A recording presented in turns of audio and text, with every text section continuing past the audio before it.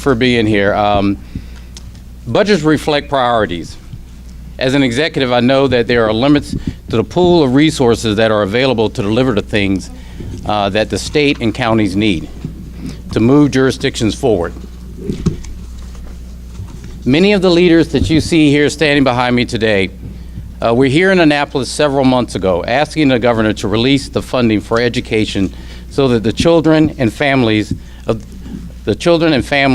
the state deserve the funding.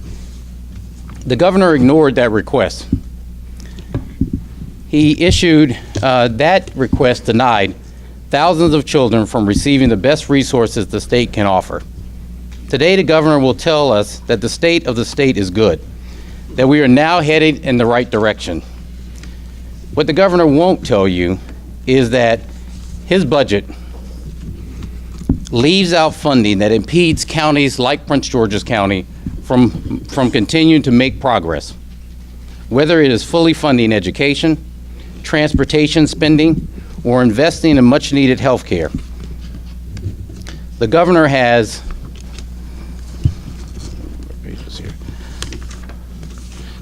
shown us through his budget priorities that clearly they don't include the children and families of my counties and others. Just over a year ago, during his inauguration, Governor Hogan talked about working together. However, for the second year in a row, the state's $15 million operating subsidy for Prince George's County Hospital is not included in the budget.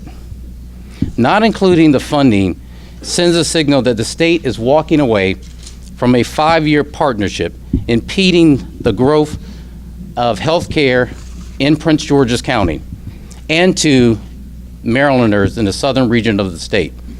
Again, it appears that this is not a priority of the governor's. Look, I'm an executive. I understand we have to make tough decisions. I have to do that every year. I'm in a budget right now. I have limited ways of raising resources, but I've made it work. I focus on my priorities on key areas like education and healthcare. I did it because I know that the better we are in those areas, the more attractive we are as a county. The state has very few mandates, and the most significant one is education of our children. Last year, Governor Hogan withheld $70 million from public school fundings from 13 counties in the state. The largest amount that was held was from Prince George's County, $20 million. This in spite of the fact that the governor had a $300 million budget fund balance. He withheld, as I said, he withheld the most from Prince George's County. In addition, in this year's budget, the governor did not include $46 million in school construction funding. That funding, which is needed in the second largest school jurisdiction in the state, with some of its oldest inventory of buildings. I'm asking the governor to put the children of the state first, provide the funding that they need so that they can be the best that they can be. That is what a governor for all Marylanders would do. Today, we stand united to fight for our citizens. We're asking the governor to be a governor for all Marylanders and to make sure the budget reflects the needs of everyone throughout this state. Thank you very much. And now I'd like to thank you. Call up Mayor Stephanie Rawlins Blake. Mayor, be careful coming up. Thank you very much. And I'm very grateful to be here. Somebody's. Yep. Next, we're going to be joined by Mayor of Baltimore City, Mayor Rawlins Blake. Okay. Yeah, but there's a cord that's somebody's Careful stepping with on. that cord. So good morning, everyone. It is a pleasure for me to stand here with County Executive Rashawn Baker, County Executive Kamenetz, County Executive Leggett. What you see here is not Democrats and Republicans. What you see here are executives and legislators that represent over 3 million Marylanders. And we're here with a simple message. We are here to work with Governor Hogan. But there is a point when your press releases, your press conferences have to match up with your policies. All right.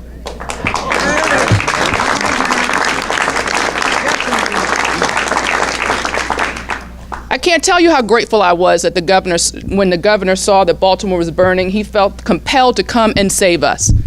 Well, we have problems with education, and you can't save us when you're withholding over $70 million from education. That's right. We have problems with transportation. You can't save us when you mishandle the red line. Governor, I hope you hear us when we say that we are serious about working with you, but it's more than rhetoric. This is about the reality of putting the funds where your mouth is. And we're here to hold you accountable. All right.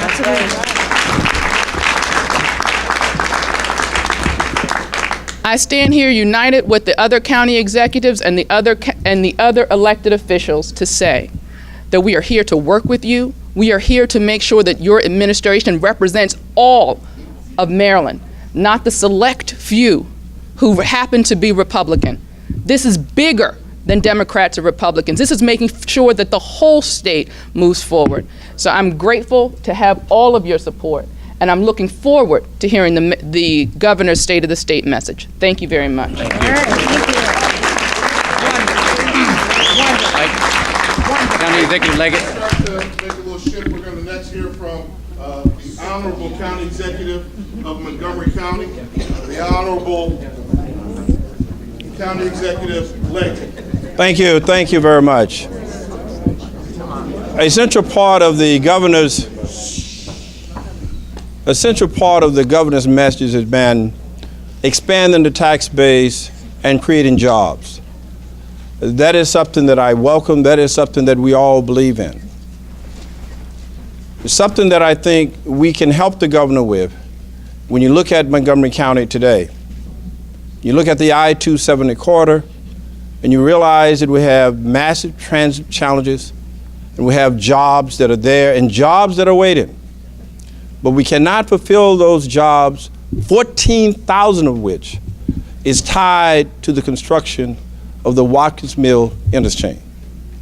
One job, one big job that we ask the governor to do is to move forward and to fund this project. Now, we talked about press releases a few minutes ago. I sent out a press release saying that I believe and congratulated the governor that it was in the draft transportation bill for the governor. But in the final portion of his budget, it was not there. And we're asking the governor to go back to look at that and to reverse that policy, because that is something that affects Montgomery County, 14,000 jobs. We are growing in Montgomery County to the tune of 2,800 students per year. That has occurred for the last 5 years and likely to occur for the next 6 years. So we join with our colleagues around the state in making certain that the message about operating funds for education and capital funds for education is top on the priority. We believe very seriously that you cannot simply enhance jobs and the tax base in the state of Maryland if you're not willing to invest also in higher education. We do not have a 4-year traditional college or university in Montgomery County, but we do have the University of Shady Grove. And at the University of Shady Grove, we are enhancing jobs in the I-270 corridor, as well as federal jobs in NITS, NIH, and FDA. Montgomery County, with the state support and help a few years ago, moved forward to provide a parking garage that was designed to accommodate a new building for that university. It is now full. We need that reverse. So I believe very seriously when the governor says that he wants to create jobs, expand the tax base, but you cannot do that without the proper investment in education, K through 12 at our universities, and you cannot do that without enhancing transportation, such as the Watkins Mill interchange. I'm here to listen to what the governor said, because I believe sincerely that he means it when he says that he wants to ensure that we have jobs and we expand the tax base. But Governor, we can do that much better by enhancing these projects that are not included in your budget. Thank you. Thank you. Thank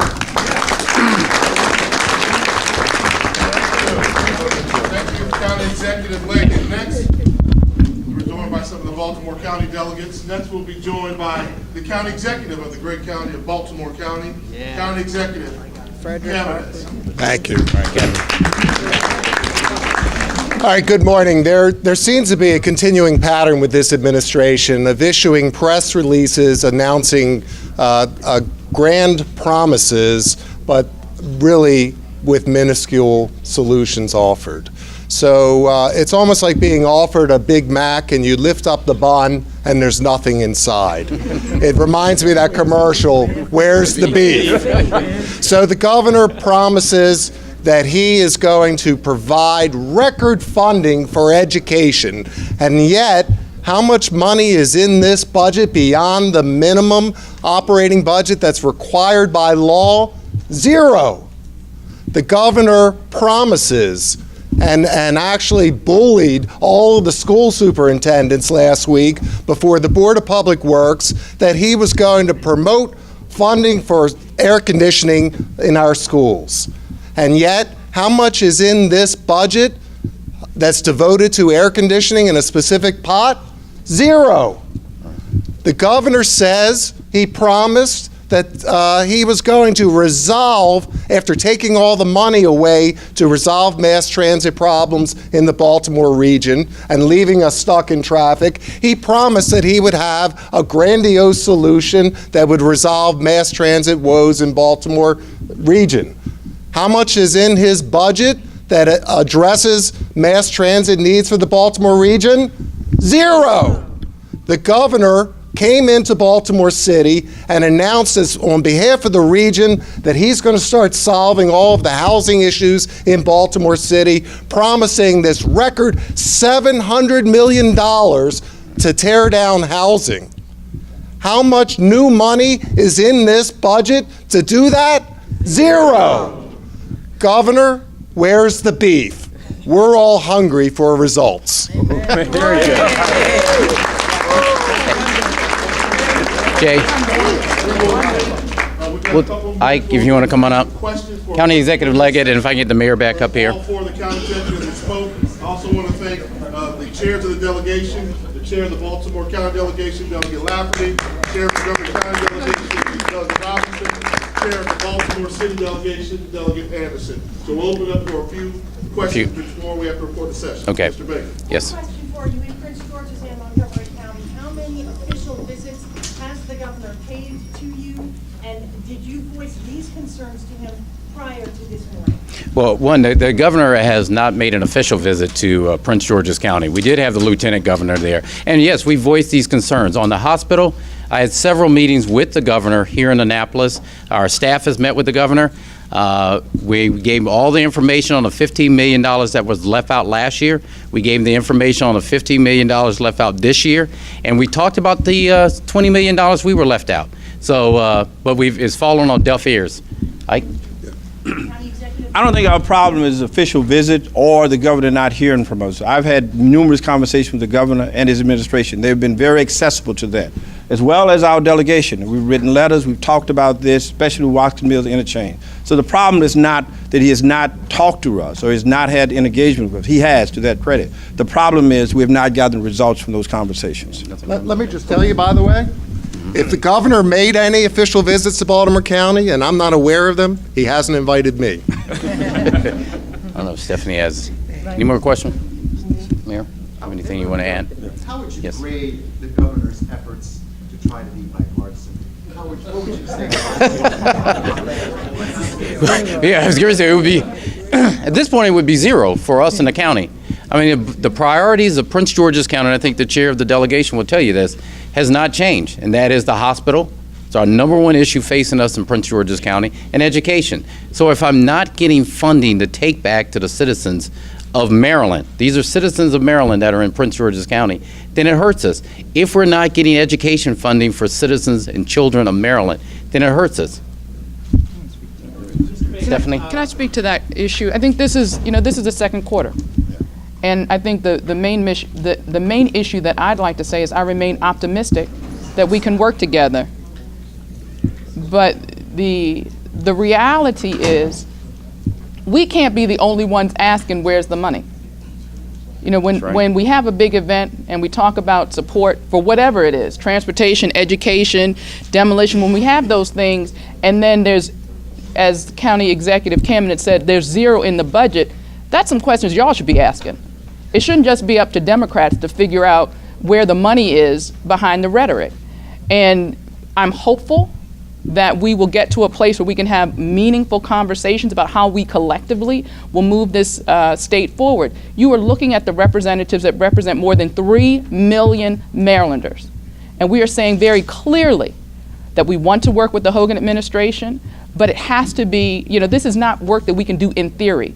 This is not work, that we can do by press conference. This is the tough work, the rolling up your sleeves work of making decisions about where this money is going.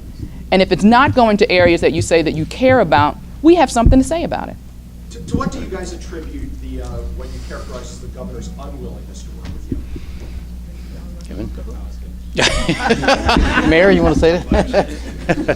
Well, I think that the mayor just said, we can't be the only people asking the questions. I mean, just think about it. A couple of months ago, we held a press conference saying $20 million from Prince George's County that was left out of the education of our children. When we just went through a big fight in Prince George's County how we were going to fund it. But $70 million from other counties were left out. So we need the media asking him questions. When you say you're an education governor, then you do it by putting the money in the budget. That's your priorities. But that doesn't answer my question as to why you think you're being ignored. Because we're not getting any money. Mr. Baker, the governor's office has said that Prince George's County gets $1.3 billion in aid a year, $1.2 billion in education, as well as $185 million for the Greenbelt interchange. Shouldn't you all feel grateful for that? You got the second largest jurisdiction with our tax dollars going back to the state, and so you give me a little bit of it and you say I should be happy. I can't be happy if I go back to the citizens of Prince George's County and I tell them why they can't have teachers in their classroom. I tell them why they have to, go in trailers. We can't be happy with it. If I tell them that the hospital in Prince George's County closes down tomorrow, then that doesn't hurt just Prince George's County. It hurts the whole state. It hurts Montgomery County. It hurts Anne Arundel County. It hurts the whole state. So we will be happy, and as the mayor has said, we've reached out. We've tried to work with this administration, and we're willing to work with them. But I can't go back to our people and say, accept zero year after year. It's unacceptable. Hold on. Ike is gonna. I think in some ways there are some philosophical differences, but I think overall we all share the same view. Keep in mind, the governor has said that he is interested in expanding the tax base and creating jobs in Montgomery County. We all share that same view. The question is, how do we best get there? And my view is that you can't get there in a timely fashion if you do not invest in the infrastructure of transportation at the level that we believe is necessary to move us along. You can't get there without investing in the infrastructure for our colleges as well as for K through 12. We differ about how you get there, and the governor has taken an approach that I think will take too long and would not be as productive and will not achieve the objectives of which he is seeking and which we all agree upon. And I think that's where the differences are. We will take one question, last question. It'll be one answer from one of the administrators here. That's it. We have to go to work. Real quickly, this governor had ran on this idea simply that we need smaller government and that we want controlled spending, that not to continue to increase spending. Obviously, that's counterintuitive to what you guys or talk to that. Yeah, that's Mayor. Come on. And again, the challenge is when the rhetoric and the reality don't jibe, and we're the only ones asking the questions. When you take transportation funding that the Republican counties voted to have repealed, and then you divvy it up to your friends and cancel the red line, that's a problem. That's not reducing government. That's just spreading it a little differently, spreading it to I guess his peers. The problem is, time and time again, we believe the rhetoric when it doesn't match with the reality, and we're going to hammer that home until the reality and the rhetoric match. When the dollars come to Prince George's County, Montgomery County, Baltimore City, that's not charity. That's our tax money. Right. And that's our money.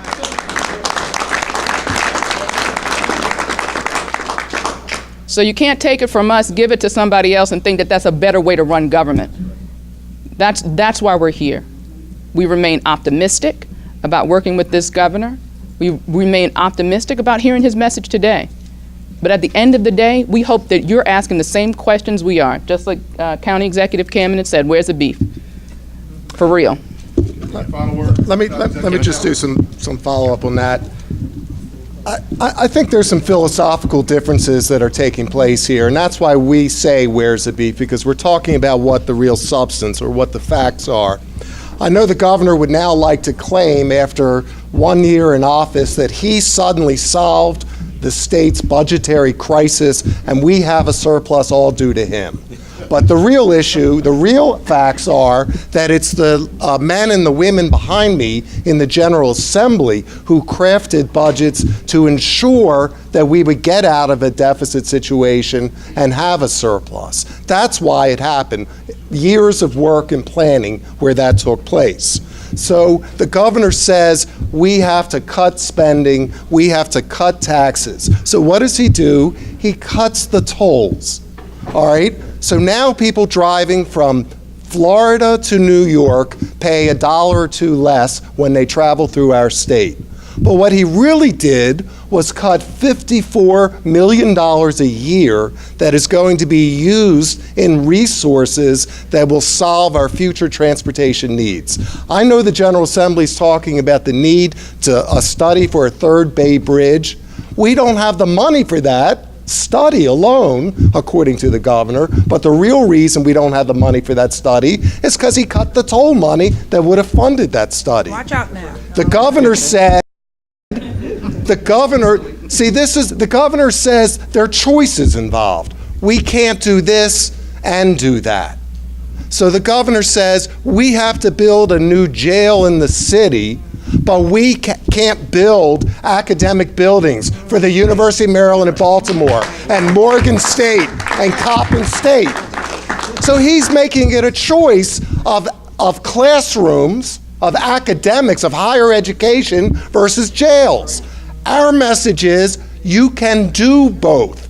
Government, from our perspective, is a good thing. Government can accomplish good things. You can do both and work within this budget and achieve these goals. These are the long-term policy needs of our state, and I feel they're getting shortchanged by this conversation of having to cut the budget. We can do both. Thank you. Thank you. Thank you.